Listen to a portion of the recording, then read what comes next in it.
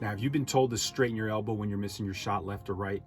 And even after you make the adjustment, you are still struggling with accuracy. You may be overlooking the true culprit. So today we're going to go over some hand placement, and this should help optimize your control of the basketball when shooting.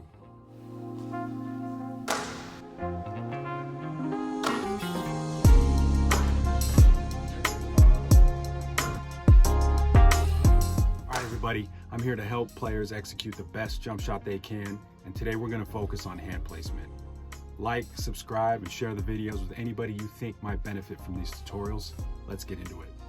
So as I stated in the intro, a common correction that players are told when they're missing left or right is to straighten out their shooting elbow. Now, this can be a common reason, but it's not the only factor that can contribute to you missing left and right. Now, I think one of the most overlooked factors is your placement of your hand, specifically your shooting hand on the ball. So let's go over some of those things that you should be focusing on when you're placing your hand. Now, the first thing to keep in mind is that you want to make sure your fingers are spread apart.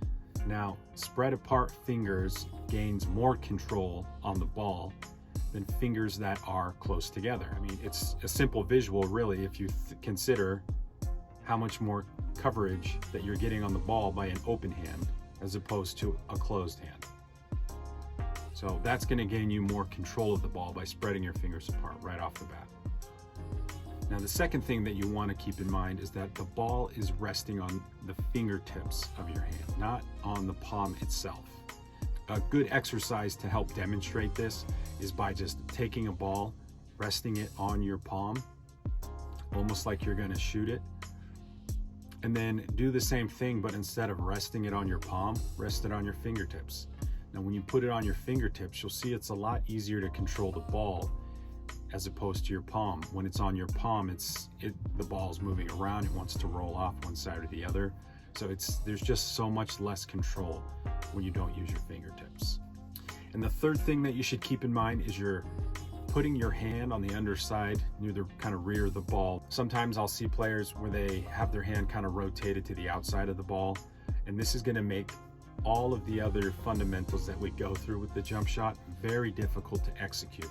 And just to touch on the non-shooting hand, I think there's different schools of thought, and maybe this will change down the road, who knows, but your non-shooting hand is basically helping you situate the ball onto your shooting hand.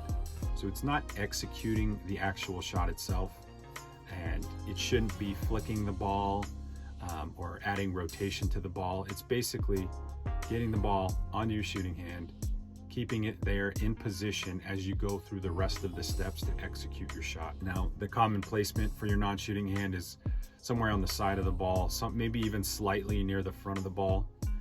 And something as we go through all these different instructional videos, keep in mind that comfort is a big priority.